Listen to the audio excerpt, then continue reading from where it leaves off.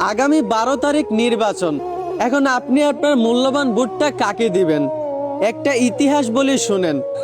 হযরত উমর রাদিয়াল্লাহু আনহু তাআলা যখন তলোয়ার নিয়ে নবীজিকে হত্যা করতে যাবেন, তখন রাস্তায় এক লোক বলে উঠল, ওহে উমর, তুমি যে মুহাম্মদকে হত্যা করতে যাচ্ছ, ওইদিকে তো তোমার বাড়িতে তোমার আপন বোন মুহাম্মদের কালিমা গ্রহণ করে বসে আছে, আগে তো নিজের ঘর সামলাও।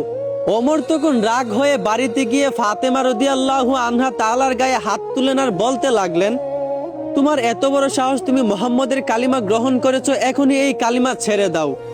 ফাতেমা রাদিয়াল্লাহু আনহা তাআলা বলতে লাগলেন, জীবন দিতে রাজি, তবুও মুহাম্মদের কালেমা ছাড়তে রাজি না।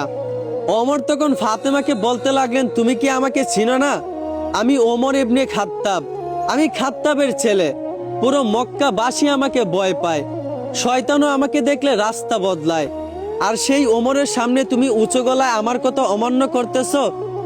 ফাতেমা রাদিয়াল্লাহু আনহা তাআলা তখন বলতে লাগলেন, ওহে ভাইয়া শুনো, আমি জানি তুমি খাত্তাবের ছেলে ওমর, আমি জানি পুরো মক্কাবাসী তোমাকে ভয় পায়, আমি জানি রাস্তার শয়তানও তোমাকে দেখলে রাস্তা বদলায়।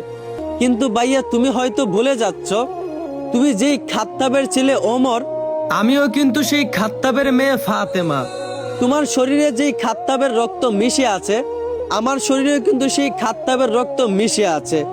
তুমি যদি তোমার কথার নড়চড় না করতে পারো, আমি ফাতেমা ও মুহাম্মদের যেই কালেমা একবার গ্রহণ করেছি, সেই কালেমা কখনো জীবন গেলেও ছাড়তে রাজি হব না।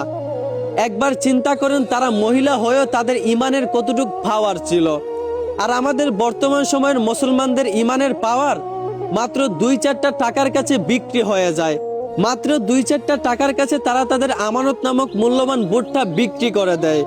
ওহে ভাই, মনে রাখেন, আপনি মুসলমান।